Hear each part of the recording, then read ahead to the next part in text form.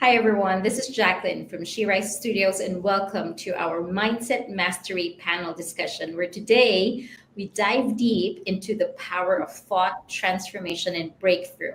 We're here to celebrate the launch of Mindset Mastery, Unfunk Your Thinking, Rewire Your Brain, and Unlock Your Full Potential, a powerhouse anthology designed for leaders, entrepreneurs, visionaries, and anyone ready to break free from limitation and lead with purpose. Today, we are honored by some of the brilliant co authors behind Mindset Mastery, leaders who know the mindset isn't just a buzzword, it's the key to unlocking lasting impact. Hello, authors. How are you today? Hello, great to be Great. here. Hi. So, what motivated you to contribute to Mindset Mastery, and what does this project represent to you personally? Who'd like to go first? I can That go with looks like he's eager. no, Yeah. I was just thinking about it because I hadn't actually thought about that direct question. But I think what happened with me, because I actually did not even anticipate that I would be doing anything like this, until the opportunity came up. And I think that what had me consider it is that I just had developed so many different philosophies and approaches to life and to success and to being in the right mindset and kind of emotionally taking care of yourself. And it was the kind of thing where I had always throughout my life had helped out friends, people close to me, professional contacts. And after helping them for a bit, they'd always say like, "Well, why don't you write some of this down?" Or why don't you? And I'd be like, "Okay, maybe one day." And then I think in the last few years, I started thinking, I should, but I never had the context or the opportunity to do so. And so when my play came out, Soulmate, earlier this year, a good friend of mine, her name is Giselle, she approached me after seeing it, and she was so overwhelmed, and she said, "You should write, you should do these things." And so she hooked me up with a article for Phoenix Innovation magazine because I'm actually a technologist and an innovator. And so what I decided to do is I decided to write an article that kind of combined what the science behind how I created my poster for my play, actually. So kind of combining artistry and technology. And then that's what led to this opportunity to write for this. And I'm like, well, you know what? This is the opportunity. I have to take it. I have to say yes. It's the kind of thing too that I think leads right into the mindset that we're talking about. It's like when those opportunities come up, even if they're completely out of the blue, completely challenging, you have no idea how to do it. Just say yes, and then see what happens. That's wonderful. We're glad that you did it. Yes, Thank you. yes. Thank you, guys. So great. And I'll follow up. My name is Erica Elliott. This is my field. Like I've been a counselor for over 30 years and started straight out of the military as a behavioral science specialist. And I knew when I was 12 that I was called to be in the counseling field. Love counseling, love the brain. I actually am a little geeky when it comes to the science side of the brain, so much so that my first book that I read was Norman Vincent Peale's The Power of Positive Thinking. And I was like 13 at the time and learned so much on how our brain works. And then became a lover of Dr. Amen, Daniel Amen, and had got trained and certified in his programs over the years. And I'm a big brain science geek. And so I love neuropsych. I think that I even my daughter will tell you that my kids, my grandkids, I tell them you can do anything that you want to if you put enough work into it. You could learn to do anything in your life. It's just a matter of do you want to do it. And so, I just love this book. I was glad that they brought something out about the mind and mindset because I feel like no matter what you do in your life, we've got to learn how to use this program. I think of it more like I often talk about it like a car. Like if you don't know how to run your car right, where the windshield wipers are, how to put the oil in your car, that you need gas in it, to go, then you're not going to drive your car as efficiently. But if you know how to use it, then you do. Just like your brain, if you know how to use your brain, tools and words that you can can say to motivate yourself or to, open your brain up into a different direction, then you can move forward. And so I just love everything about the brain. That's awesome. Erica, I'm right there with you. I've been a science geek, mindset geek for a very long time because I knew what it meant to me in my personal life. And that's how I got started. I was in a very violent and abusive environment my first 10 years of life. And I just knew how I thought about my circumstances was not who I was. And so I started applying, this is not that pattern interrupt that Dr. Amen talks about. I'm also credentialed through the Amen University, and that pattern interrupt of my own thinking, because I knew there was something better and I was going to find it. So because it worked for me, I've been a mentor and a coach for over 40 years. I always came from a thought process, a neuro standpoint in my mentoring and coaching. And then when I got credentialed through behavioral health as a specialist, I'm a neuro encoding specialist, it just was on fire because it was working. These are tools and processes that people are learning that are automatically, neuroplasticity is already happening in your brain. What would happen if you understood it and you took control and you managed it to serve you better, to pattern interrupt those automatic negative thoughts and create the thoughts that serve you and make you a better person, professionally and personally. So I love my work. So when this opportunity came up, it's almost like I couldn't raise my hand. I had to be a part of it. And I teach, I'm a trainer. I've written lots of curriculum, and I'm actually working on my solo book now about all this. So it's just a great space in my life right now. I left the business world to do this time, and I am loving it. I don't know everything, but what I do know, I want to share. That's wonderful. Well, we're so excited about this. And, with the title alone, I know that we already talked about this, but I want to bring it back. The phrase "unfunk your thinking." It's so powerful, yet so fun. How do you interpret it, and how has it shown you? How is "unfunk your thinking" shows up in your life?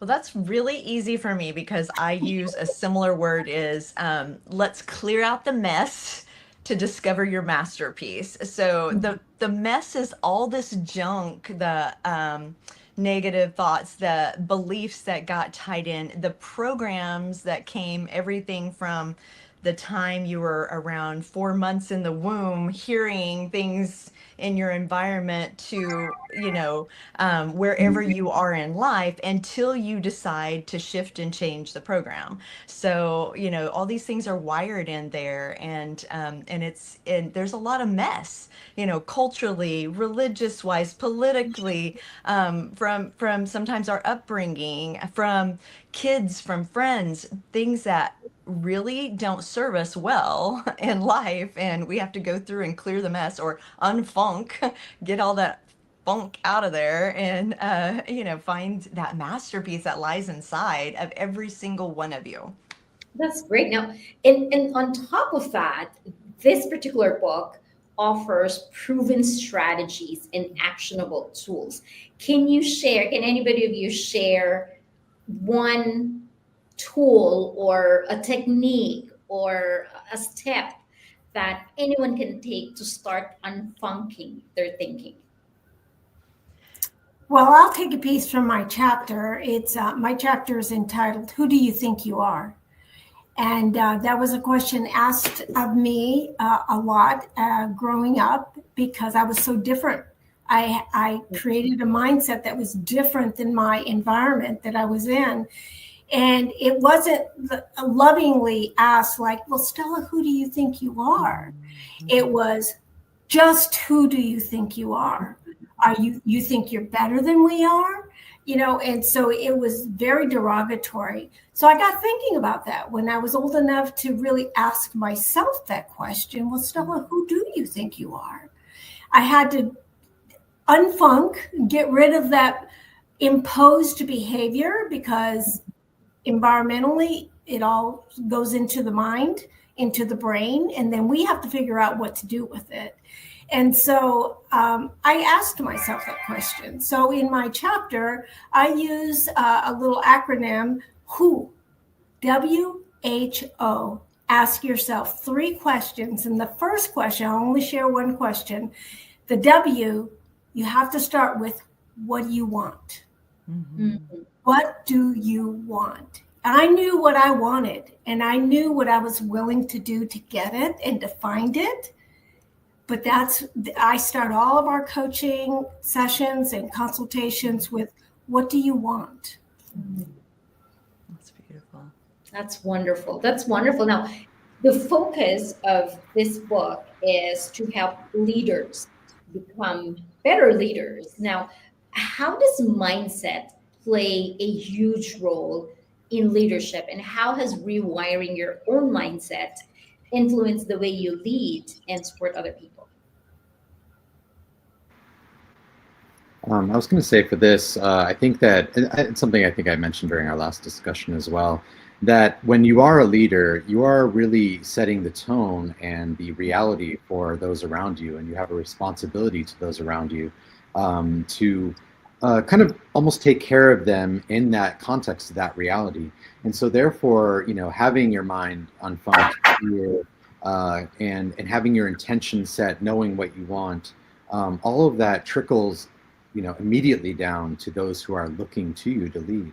And it doesn't mean that you have to be superhuman, quite the contrary. It takes an awareness of your emotional state to really be fully vulnerable, to be relatable, to understand that you're not perfect, nobody's perfect, even no plan or no leadership strategy is perfect. But what we can do is we can work really hard to take responsibility for ourselves and our mindset and do what we can in order to kind of set the right path for everybody.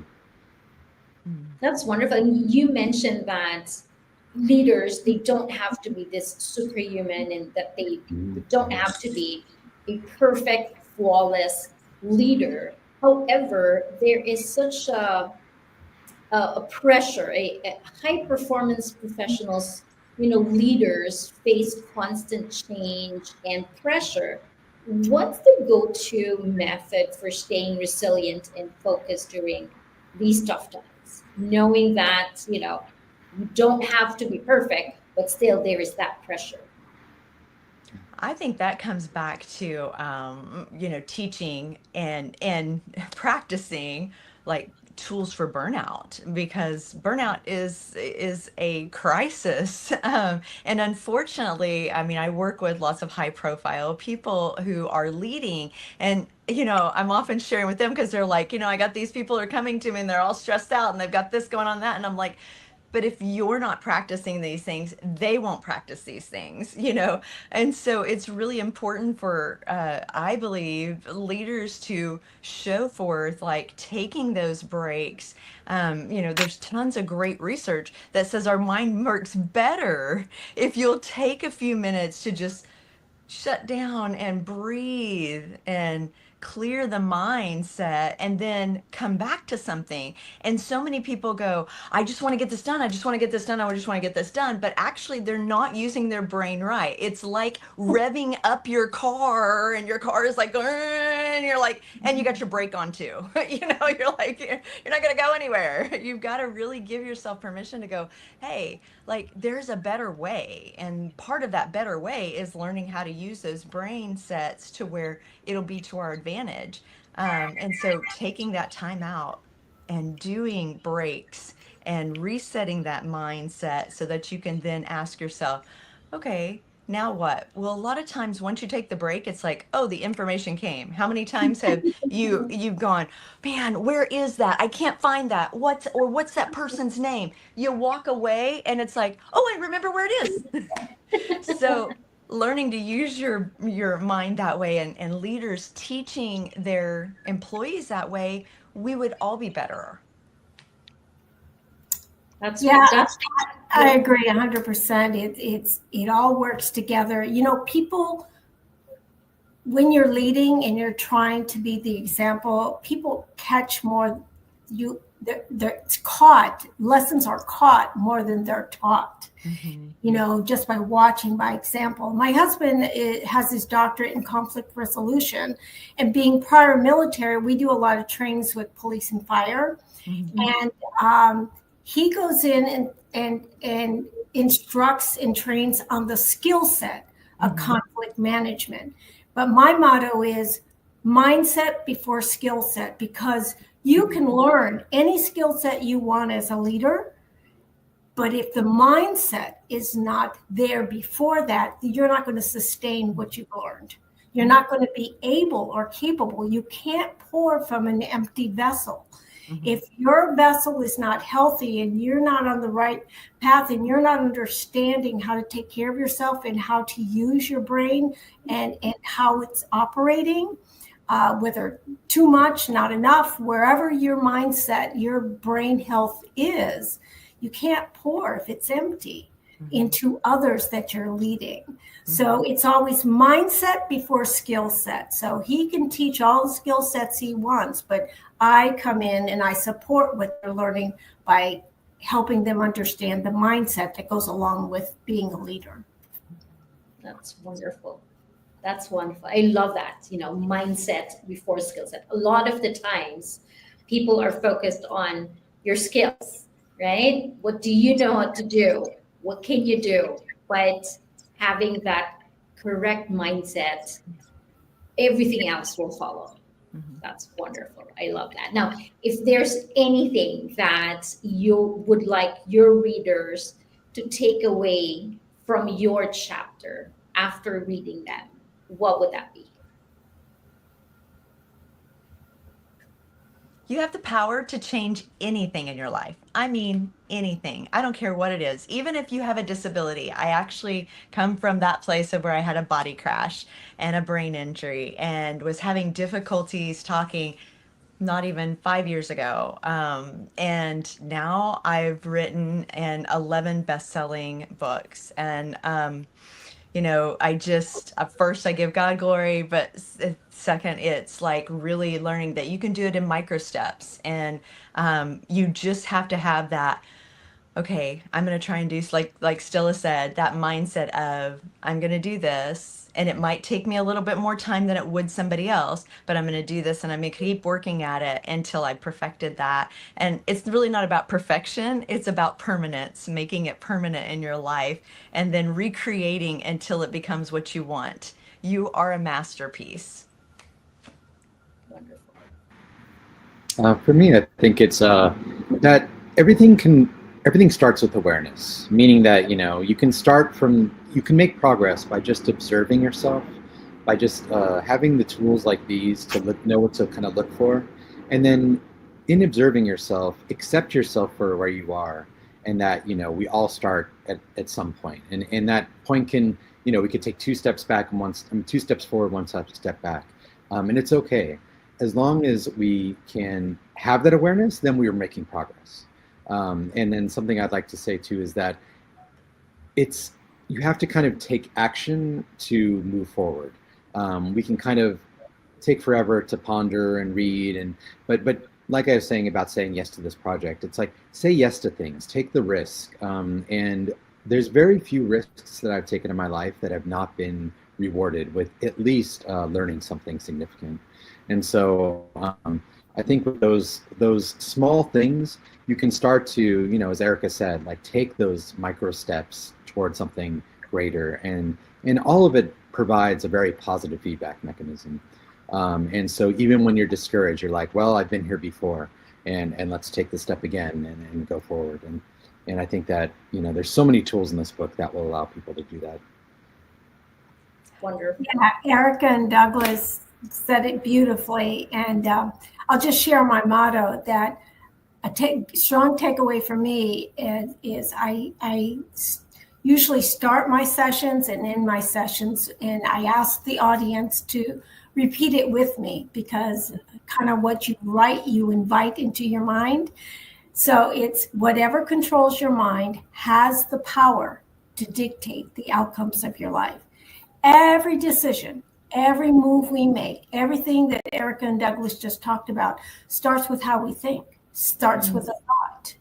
And you know, how we think drives our feelings. Our feelings drive our actions, and our actions are what drive our behaviors. So, but the time you have a behavior that's being demonstrated or that you're recognizing, the thought and feeling process has already taken place and has ingrained, patterned itself into your brain. You have the power, as already has been said, to reprogram, recode your brain if you stop to recognize the pattern that's taking place.